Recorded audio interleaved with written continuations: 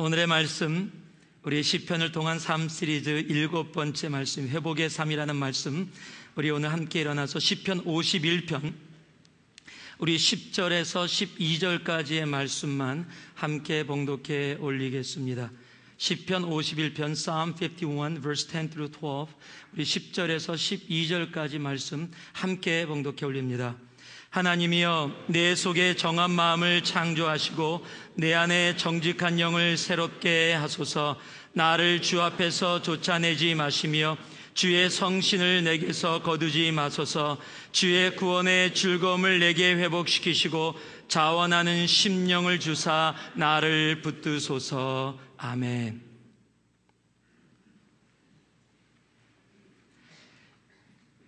인생을 살다 보면 우리는 넘어지고 다치며 실패할 때가 분명히 있습니다. 실패 없는 인생은 이 세상 가운데 존재하지 않습니다.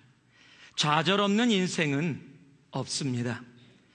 인생을 살다 보면 더 이상 앞으로 갈 수 없다고 느껴질 때가 있습니다. I cannot go anymore. I cannot stand anymore. 삶에 재미가 없고 되는 게 없고 밖으로는 아닌 척하지만 속은 썩어져 갈 때가 우리의 삶 가운데 분명히 있습니다. 그것이 무엇 때문에 그런 좌절과 실패와 고통 속에 있는지는 사람마다 다 다릅니다.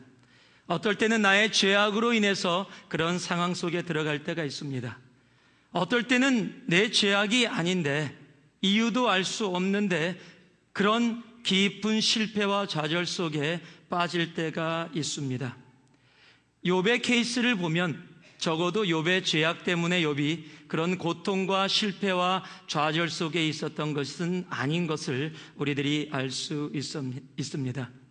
그러나 그것이 내 죄악으로 인하든 또는 죄악이 아니든 어떤 이유에서 내가 그곳에 있던 우리의 인생 가운데 오는 좌절과 실패는 그것이 끝이 아니라는 겁니다.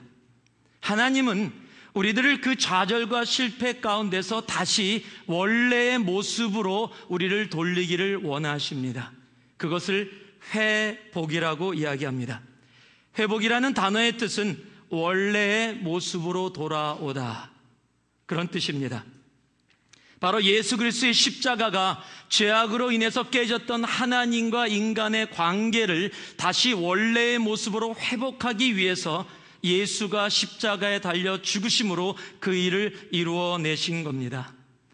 여러분이 잘 아는 이야기가 있을 겁니다. 많이 들으셨을 거예요. 노르웨이에서 전해오는 이야기인데, 하루는 어떤 소년이 지나가다가 조그만 알을 하나 발견했습니다. 그리고 그 알을 갖다가 이게 무슨 알이지 몰라서 자기 집에서 키우는 거위에다가 같이 그 알에다 놨습니다. 이 거위가 잘 품어졌어요. 그리고 태어났는데 이게 하얀색이 아니라 까만색인 거예요. 이게 뭐지? 보는데 그 태어난 그 새가 거위하고 함께 다니면서 뒤뚱뒤뚱하고 막 다닙니다. 그런데 어느 날 독수리 2마리가 거위를 공격하러 내려옵니다. 그런데 그 새가 쳐다봤더니 자기랑 닮은 거예요. 이상하다, 도망가면서 날개를 펴고 파닥파닥 하다 보니까 갑자기 자기가 날기 시작합니다. 자기가 독수리인 것을 발견하게 된 겁니다. 거위랑 함께 걷다가 자기가 평생 거위인 줄 알았는데 위급한 상황에 당해서 도망가는데, 도망가기 위해 날개를 폈는데 자기가 거위가 아니라 독수리인 것을 발견한 겁니다. 그것이 회복입니다. 원래 독수리인데 거위 속에서 살았어요. 그래서 자기가 거위인 줄 알았습니다. 그런데 거위가 아니었어요. 자긴 독수리입니다. 창공을 나르는 새 중의 왕인 독수리입니다. 그 독수리의 모습으로 돌아오는 것, 그것을 회복이라고 이야기하는 겁니다. 그런데 우리들의 삶이 그럴 때가 참 많이 있습니다. 우리는 독수리인데 거위처럼 거위들에게 섞여서 내가 거위인 것처럼 뒤뚱뒤뚱 거리며 땅에서 모이를 주워 먹으며 살아가는 모습으로 있을 때가 있다는 겁니다. 예수로 인해 하나님의 자녀가 됐습니다. 그리고 주님은 우리를 향해서 이 세상의 소금과 빛이라고 얘기했습니다. 우리를 거룩한 제사장이요 하나님 나라의 백성이라고 얘기하고 있습니다. 그런데 우리는 그것을 이해하지 못합니다. 우리는 이 땅 가운데 원래 예수를 만난 그 순간부터 어둠 가운데 빛을 비추는 존재로 서 있고요, 썩어져가는 세상 가운데 소금으로 하나님께서 허락해 주셨습니다. 맛없는 인생 가운데 맛을 주는 인생으로 허락해 주셨어요. 하나님을 중보하며 정말로 세상에 죽어가는 영혼들을 하나님에게 인도할 수 있는 그런 빛의 모습으로 살아갈 수 있도록 우리를 하나님께서 택하여 주시고 제사장으로 불러주셨습니다. 그것이 우리들의 모습이에요. 하나님은 그 모습으로 살아가길 원하십니다. 그런데 우리의 삶은 그렇지 않을 때가 너무도 많습니다. 오늘 시편 51편의 말씀은 여러분이 너무도 잘 아는 말씀입니다. 다윗에 대한 이야기입니다. 다윗의 이야기 중에 다윗의 가장 큰 실패, 그것은 밧세바라는 여인을 만나면서부터입니다. 밧세바를 만나기 전엔 다윗은 엄청난 사람이었습니다.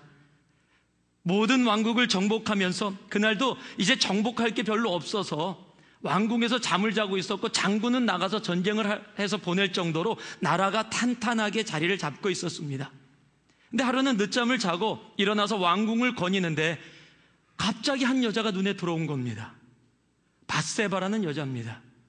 기노스코 공부반에서도 함께 나눴었지만 이 이름이 그래요. 이 우연인지 모르지만 이 코리안 아메리칸만 이해할 수 있는 이름, 밧세바가 영어로 베시바입니다. B-A-T-H, Beth, 목욕입니다. She, S-H-E, 여자, B-A, 바, 목욕하는 여자를 봐라. 이게 원래 밧세바의 이름인데 이름 잘 지어야 돼요. 하여튼 그래서 목욕하는 여자를 봤습니다. 그랬더니 그저 마음이 동해서 도저히 감당이 안 되는 거예요. 데려와라. 그렇게 동침을 했습니다. 그런데 그 여자가 다른 남자의 여자였다라는 거예요. 그것도 자기 부하 장수의 여자, 우리아라는 장군의 여자예요. 그런데 덜컥 임신이 돼버렸네요. 그러니까 이걸 속여야 되는데 우리아 장군을 불러들였습니다. 그래서 격려하는 척하면서 너 부인하고 가서 자라 그러고 살짝 덮으려고. 그런데 우리아 장군이 정직합니다. 강직합니다. 내 부하들이 전쟁터에 있는데 내가 내 아내와 편하게 함께 동침할 수 없습니다. 그리고 같이 잠을 안 잡니다. 다윗이 난리가 났습니다. 그래서 우리아 장군을 전쟁터로 보내면서 편지를 다른 사람에게 보냅니다. 적지에 가장 앞에 세우게 해서 적군에 의해서 죽게 하라는 겁니다. 그 자기 부하 장수의 아내를 뺏은 것만 해도 정말 나쁜 죄악인데 그것을 덮기 위해서 그 장수도 죽여버리는 겁니다. 이건 다윗의 모습하고 너무 멉니다. 그 전까지의 모습이 좋은 다윗이었다면 이 모습은 정말로 나쁜 다윗입니다. 그리고 모든 세상 사람이 다 알고 있음에도 불구하고 왕이기 때문에 아무도 그 얘기를 꺼낼 수 없습니다. 자기도 꺼내지 않습니다. 모른 척하고 시간을 보냅니다. 그리고 왕으로서 계속 보내면서 같이 주님 앞에 와서 예배도 드립니다. 그러나 예전과 같지 않지요. 지치고 힘들고 아프고 고통 속에 있음을 우리는 시편 51편을 통해서 알 수 있습니다. 그런데 어느 날 나단이라는 선지자가 온 겁니다. 그리고 이야기합니다. 이 왕국에 99마리의 양을 가진 사람이 있고 1마리의 양을 가진 사람이 있는데, 그런데 하루는 99마리의 양을 갖고 있는 사람에게 친구가 놀러 왔는데 그 99마리의 양을 갖고 있는 사람이 1마리 갖고 있는 그 양을 뺏어다가 그 친구를 대접했습니다. 이게 말이 됩니까? 그랬더니 다윗이 듣고 흥분을 했어요. 우리 왕국에 그런 나쁜 놈이 있단 말이야. 그놈은 당장 잡아다가 죽여야 한다 하고 벌떡 왕좌에서 일어나서 그냥 외치는데 나단이 그 순간에 바로 그 나쁜 놈이 당신입니다. 성경은 나쁜 놈이라고 얘기 안 했어요. 제가 붙인 거예요. 그냥 그 나쁜 사람이 바로 당신입니다.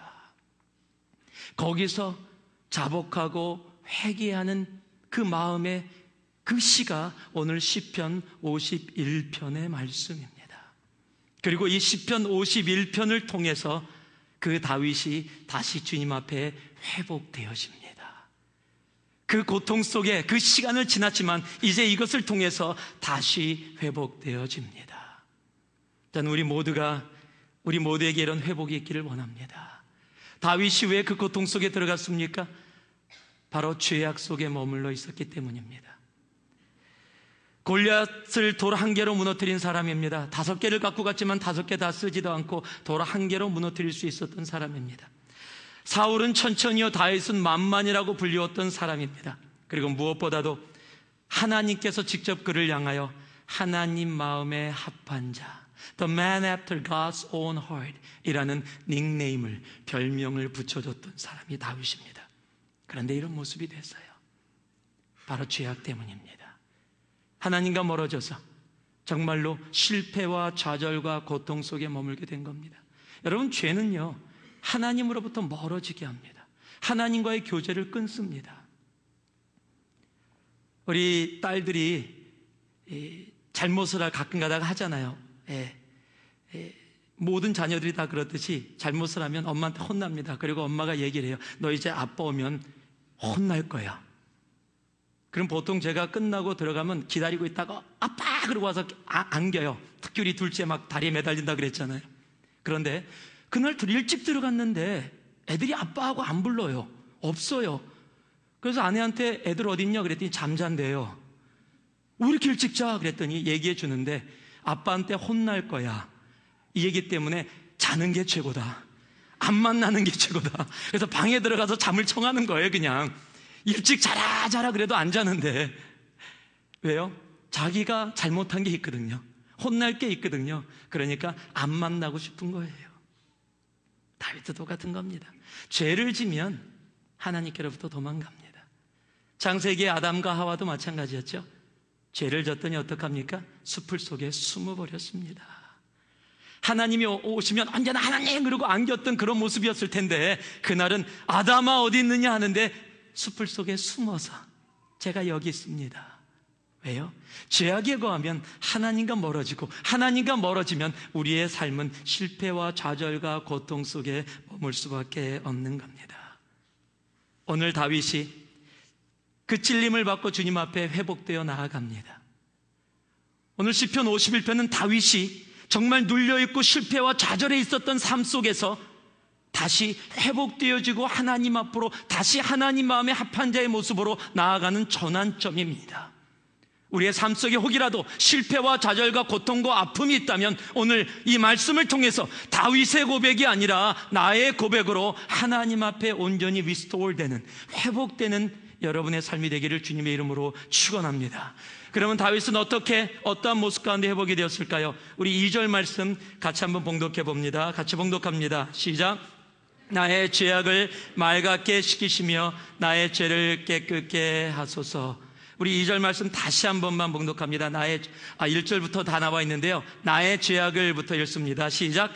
나의 죄악을 맑게 씻기시며 나의 죄를 깨끗게 하소서. 회복의 삶은 한번 따라 하시기 바랍니다. 회복의 삶은 조금만 큰 소리로요. 회복의 삶은 회개로부터 시작한다. 회복의 삶은 바로 회개로부터 시작합니다. 1907년에 한국에서는 굉장히 큰 일이 벌어졌습니다. 엄청난 평양 대부흥의 역사가 일어난 겁니다.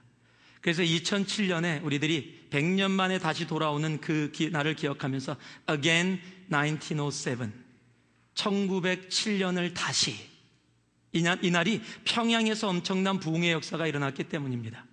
그런데 이 평양의 그 부흥의 역사가 어떻게 일어났냐면요, 1907년에 평양 대부흥이 일어났는데 1906년에 그 1년 전에 원산이라는 곳에서 캐나다에서 파송된 토론토에서 파송된 하디 선교사라는 분이 있었습니다. 그 하디 선교사가 부흥회를 함께 했는데 예전에는 부흥회를 그냥 연이어서 한 2주 정도 했습니다. 그것도 한두 시간이 아니라 하루 왼종일 하기도 하고 그랬습니다. 그런데 그 부흥회를 하는데 아무 일이 벌어지지 않는 거예요. 그냥 너무 심심한 겁니다. 그런데 그 과정 속에 하디 선교사가 앞에 나가서 통곡을 하면서 회개를 합니다. 저는 조선에서 왜 교회가 이렇게 성장하지 않고 왜 이렇게 부흥이 일어나지 않나, 정말 목숨 걸고 이렇게 왔는데 조선 사람들이 문제가 있다라고 생각을 했다라는 거예요. 그런데 이 부흥회를 통해서 하나님이 말씀해 주시는데 조선 사람들의 문제가 아니라 바로 내 죄악 때문에 나로 인해서 그 부흥이 일어나지 않는다라는 것을 깨달았다. 내가 여러분 앞에 회개합니다. 그곳에서 부흥의 역사가 일어나기 시작했어요. 그리고 바로 다음인 1907년 1월 달에 평양에 있는 장대현 교회라는 곳에서 길선주 장로님이 또 모여서 부흥회를 하고 있는데, 그 장로님이 부흥회하는 과정 속에 길선주 장로님이 앞에 나와서 또 회개를 하는 겁니다. 이렇게 회개를 했습니다. 나는 아간과 같은 존재입니다. 나 때문에 하나님이 우리를 축복하실 수 없습니다. 약 1년 전에 임종을 앞둔 한 친구가 자기 아내와 자녀를 부탁하면서 재산을 부탁하며, 아직 아내와 자녀들이 그 재산을 관리할 수 없으니 자네가 내 친구니까 이 재산을 잘 관리해서 우리 아내와 자녀를 좀 돌봐주시오. 그리고 자기가 약속을 했답니다. 그런데 그 재산을 관리하는 중에 100불 정도, 당시에 1907년에 100불이면 지금 수십만 불도 넘는 돈일 겁니다. 그 돈을 몰래 자기가 가져갔다는 겁니다. 장놈에도 불구하고 거기서 눈물로 통곡하면서 내가 회개합니다. 내가 아간입니다. 내일 당장 그 100달러를 그 미망인에게 돌려주겠습니다. 그러면서 눈물로 통곡하고 회개했더니 다른 사람들이 나와서 회개하기 시작하면서 평양 대부흥이 이루어진 겁니다. 사도행전의 그 부흥의 역사 이후에 정말 동방의 예루살렘이라고 불려졌던 평양으로 불려지는 바로 그 부흥의 역사가 바로 회개에서 시작이 되었다는 겁니다. 여러분, 진정한 회복은 회개에서 시작이 됩니다. 회복은 내가 죄인임을 고백하고 삶을 주님 앞에 맡기는 그 순간부터 시작합니다. 나단으로부터 다윗이 책망을 받았습니다. 당시에 다윗은 왕입니다. 바로 당신입니다 라고 얘기했을 때, 너 지금 무슨 소리 하느냐? 내가 무슨 죄를 졌다고? 당장 저놈을 잡아다가 하옥해라. 이건 한국식인데, 당장 놈을 잡아다가 하옥해라. 얼마든지 그럴 수가 있습니다. 여태까지 감추고 왔는데 이제 와서 그것을 인정할 필요가 없어요. 그런데 다윗은 그것을 받아들이고 눈물로 주님 앞에 회개하는 겁니다. 여러분, 회복은요, 내가 죄인입니다라고 고백하는 그 순간, 그리고 주님 앞에 나와 고백하며 나아갈 때 회개가 이루어지고, 회개가 이루어질 때 우리의 삶의 회복의 시작이 이루어지게 되는 겁니다. 왜 회개가 안 됩니까? 내가 죄인임을 인정하고 싶지 않거나 인정할 수 없기 때문에 회개가 이루어지지 않을 때가 많습니다. 한 교회 유년부 전도사님이 아이들에게 이렇게 얘기했습니다. 우리는 모두 회개하고 죄를 용서받아 하나님의 나라에 가야 합니다. 그리고 가르쳤어요. 그리고 가르친 것을 확인하기 위해서 이렇게 질문했습니다. 자, 누가 대답할 수 있을까요? 죄를 용서받으려면 어떻게 해야 되죠? 그랬습니다. 하나이가 손을 탁 들었습니다. 그리고 자신 있게 이렇게 대답합니다. 네, 죄를 용서받으려면 먼저 죄를 져야 합니다. 그렇습니까? 죄를 용서받으려면 죄를 져야 합니까? 아니요. 우리가 죄를 져서 죄인이 아니라 우리가 죄인이라서 죄를 짓는 겁니다. We commit a sin not because we commit a sin and we become sinners. No, we are sinners already. That's why we commit sin. 내가 죄를 짓기 때문에 죄인이 아니라 내가 죄인이기 때문에 우리는 죄를 질 수밖에 없는 겁니다. 다윗의 고백이 5절에 이렇게 적혀 있어요. 한번 같이 읽어볼까요? 한번 같이 5절 말씀 같이 읽어봅니다. 시작. 내가 죄악 중에 출생하였으며 모친의 죄 중에서 나를 잉태하였나이다. 예, 거기까지만요. 내가 죄악 중에 출생하였으며 모친의 죄 중에서 나를 잉태하였나이다. Surely I was sinful at birth, sinful from the time my mother conceived me. 무슨 괴물입니까?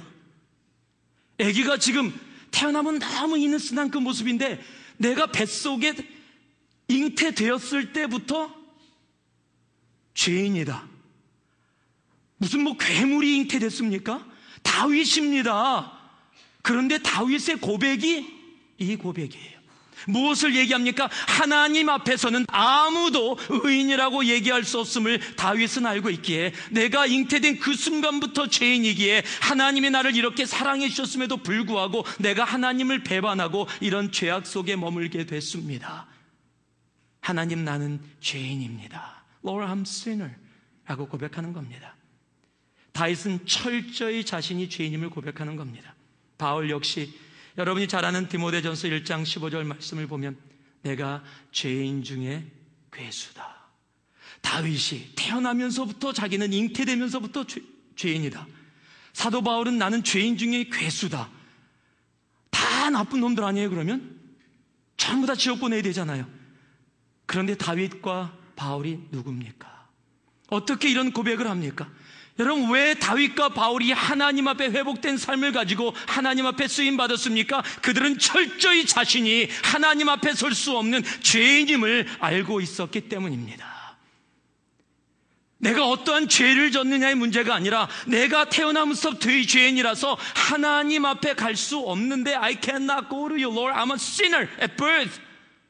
그런데 하나님의 은혜로 이 자리에 있었는데 내가 내 모습으로 내 노력으로 의인됐다고 착각하고 내가 내 마음대로 살아서 다시 원래의 죄인의 모습으로 돌아가 버렸습니다.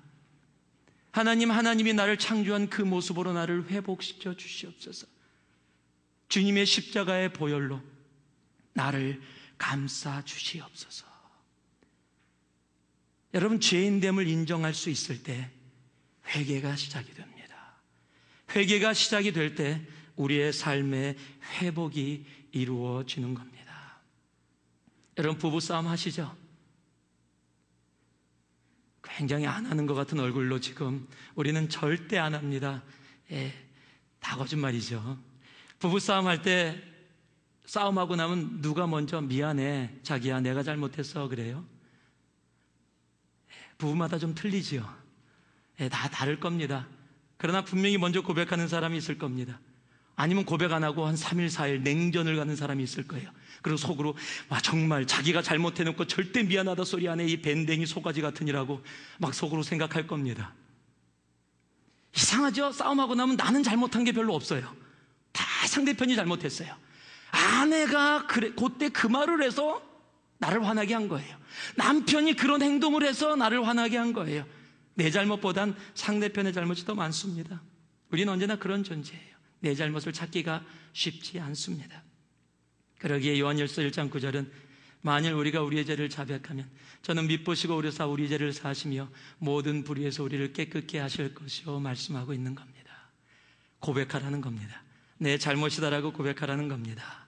그런데요, 그 고백은 말이 아닙니다. 삶의 변화입니다. 여러분, 한국 갈 때 한국 여행사 많이 타시죠? 한국 비행기. 그럼 여러분 특징이 아세요? 여러 나라 비행기를 타보면 특히 롱 디스턴스를 가는 비행기는 담요를 줍니다. 추우니까 덮을 수 있게. 근데 우리나라 비행기 한 담요에만 이만한 스티커가 붙여 있습니다.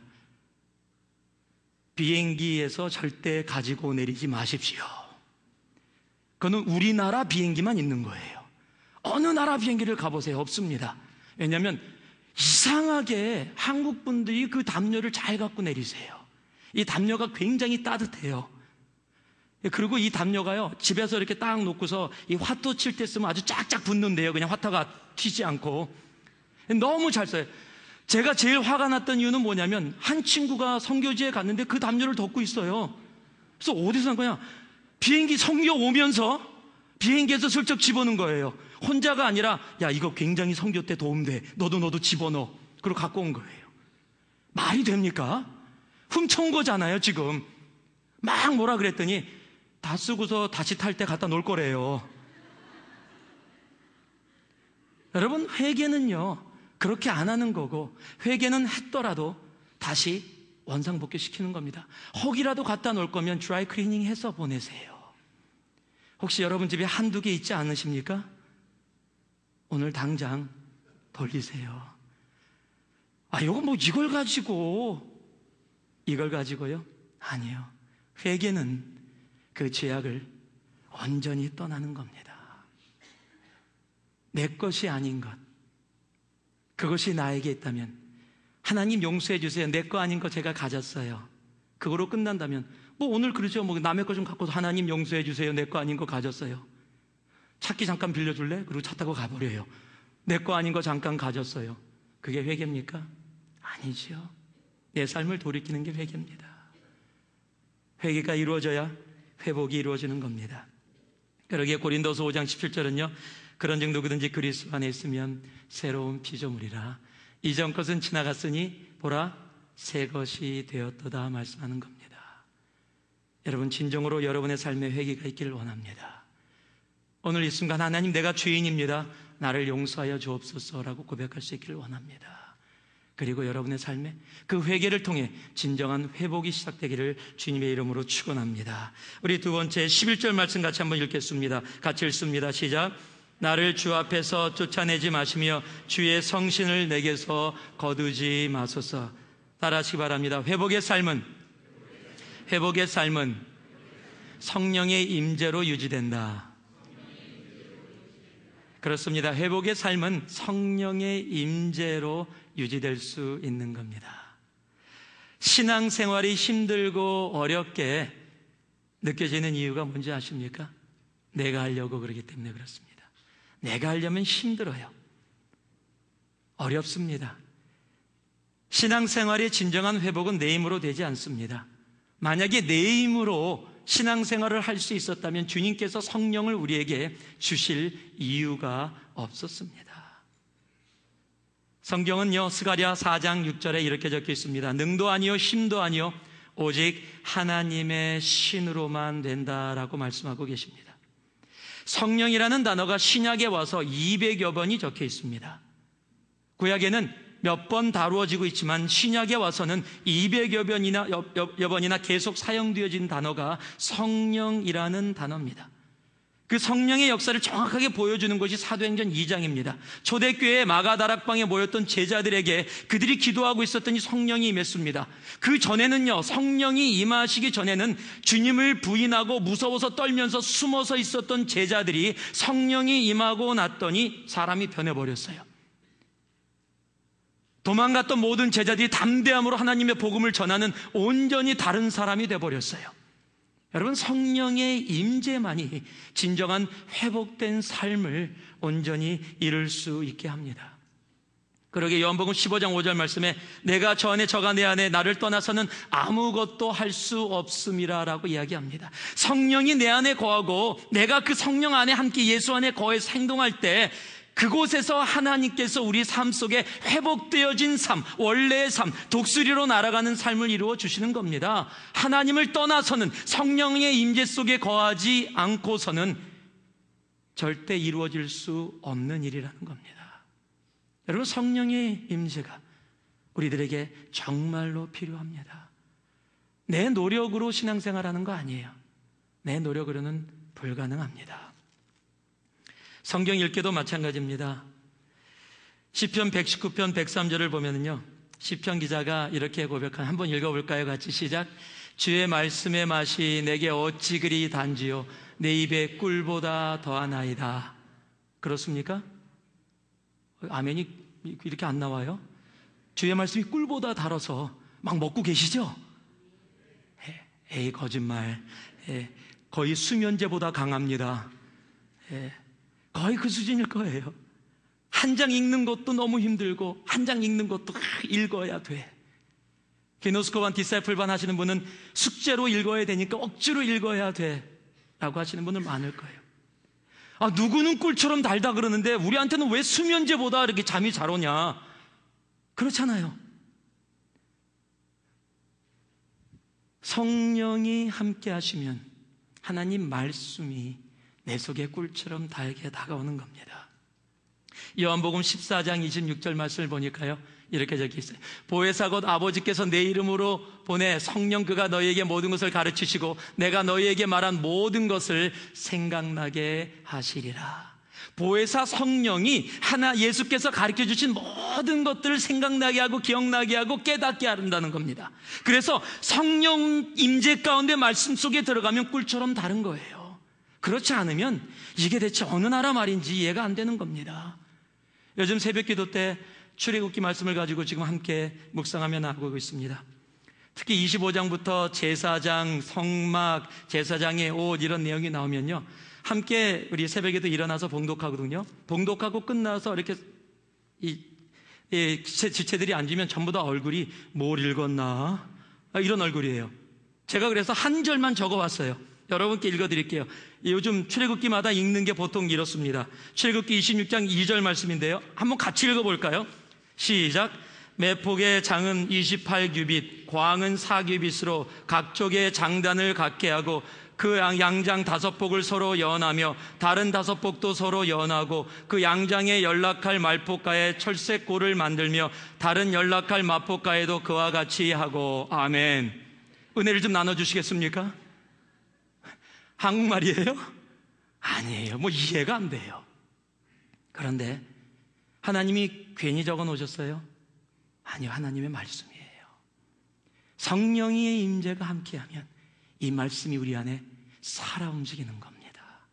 운동력 있는 살아있는 말씀으로 도저히 이해되어지지 않고 이게 대체 무슨 말이냐 하는 그 말씀이 내 속에 살아서 나를 움직이게 되는 겁니다.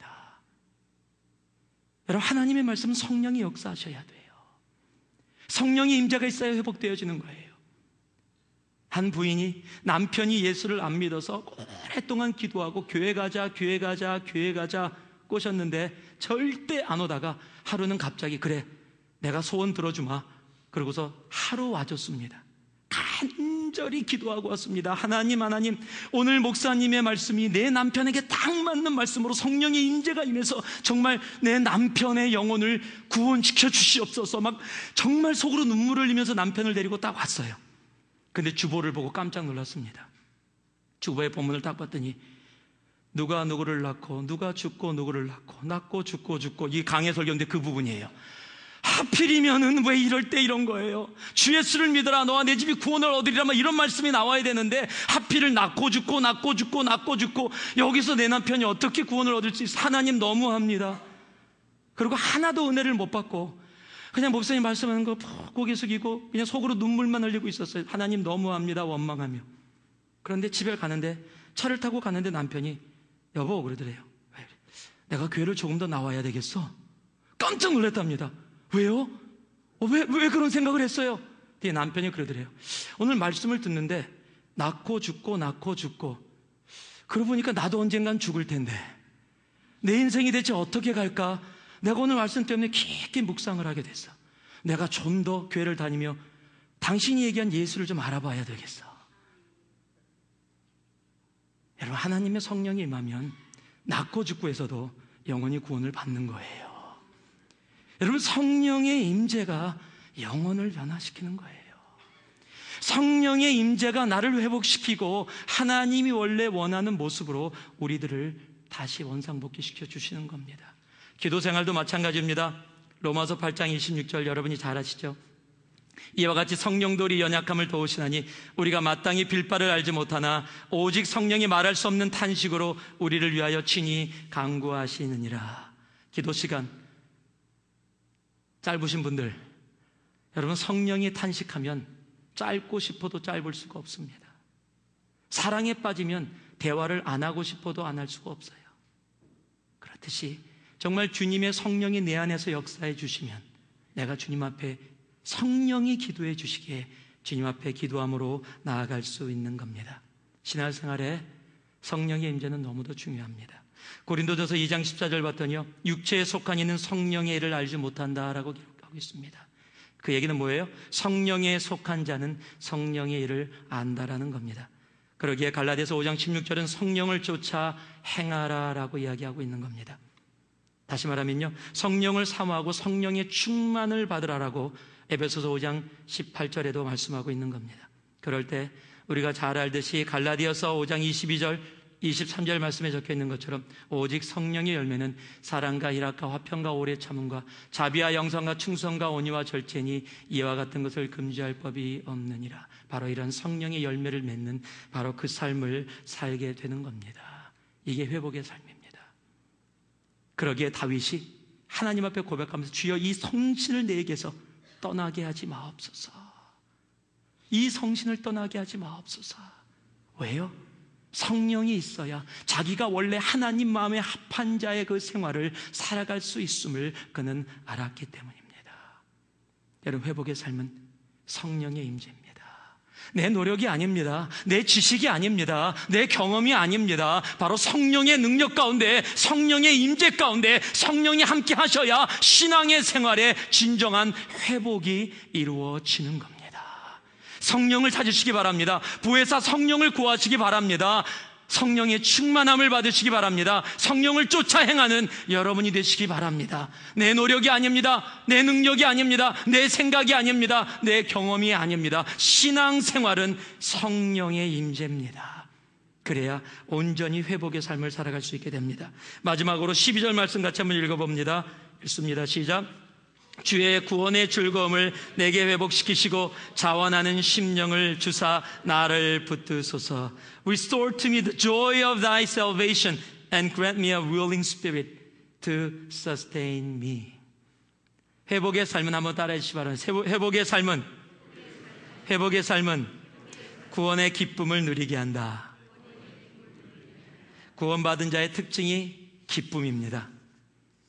여러분, 개그맨의 웃음이 아닙니다.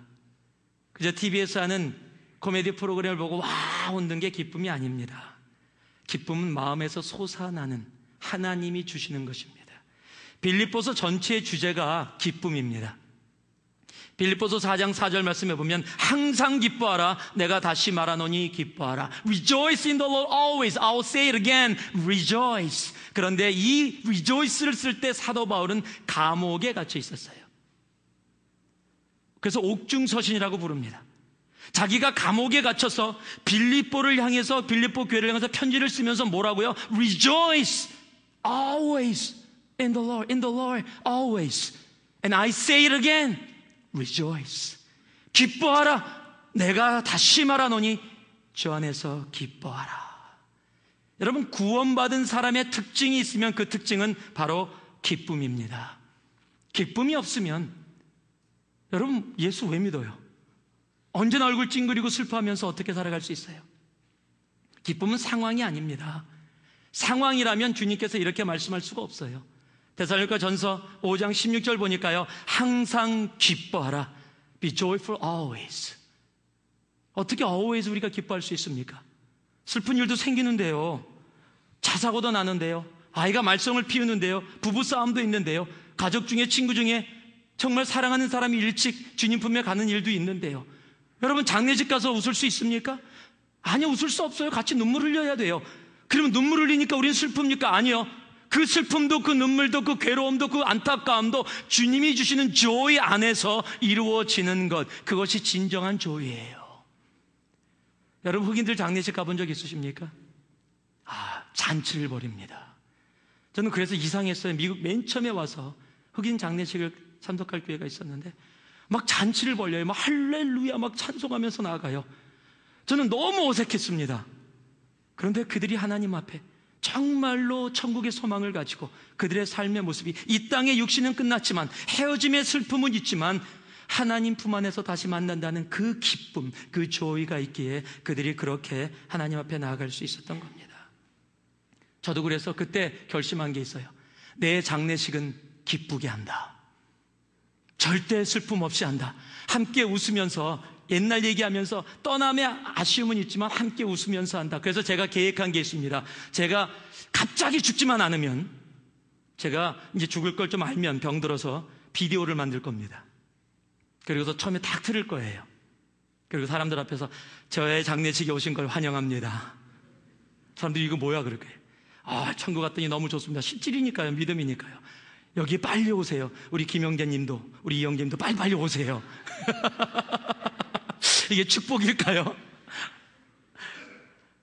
여러분, 진정한 기쁨, 회복된 삶은 천국을 소망하게 가능한 삶이에요. 슬프죠. 장례식인데 어떻게 눈물이 없을 수 있겠습니까? 어떻게 아픔이 없을 수 있겠어요?